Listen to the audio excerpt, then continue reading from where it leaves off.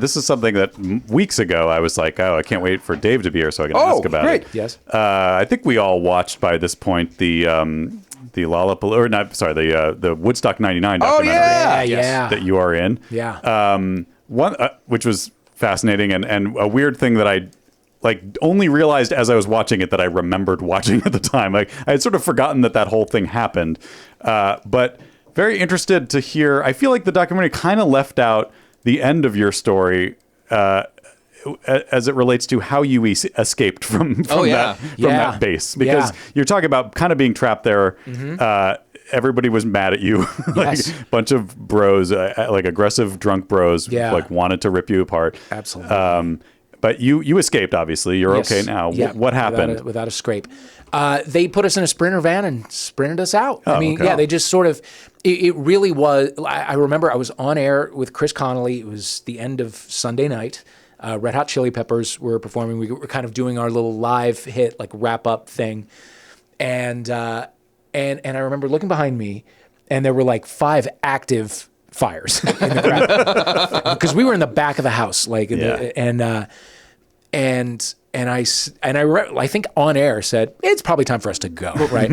and after we wrapped, in both of our ears, it was whoever was sort of in charge back at the production tent was like, we are evacuating. And so like we had a security person with us and they got us around the back way back to the production tent. A van pulled up and took us out. And I do remember Serena Altschul kept when there would be like congestion, because everybody was trying to leave, right? Yeah. If we were really stuck there for a second, she would like grab a cameraman and jump out and try to talk to, somebody who had just been there and whatever.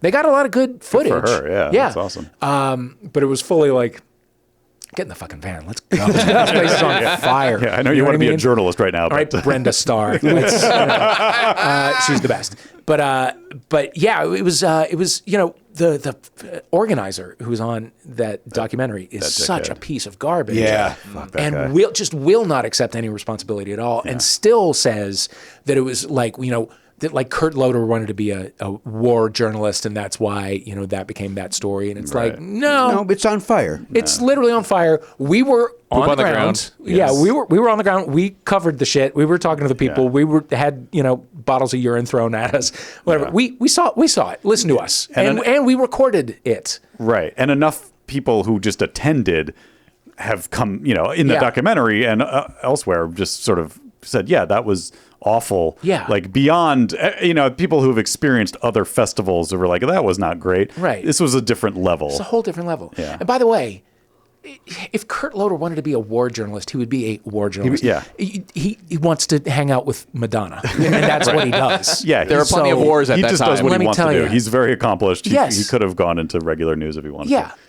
No. Nobody wants to be a war journalist. Well, maybe Serena a little bit, actually. But no, it was, we all got into this to have a fun, easy life and not get killed by dumb white guys on fucking bathroom pail drugs who want to, spend $150 to spend 3 days saying motherfucker at each other. To hear the whole conversation, subscribe for free on Apple Podcasts or wherever you get your podcasts, or visit nevernotfunny.com.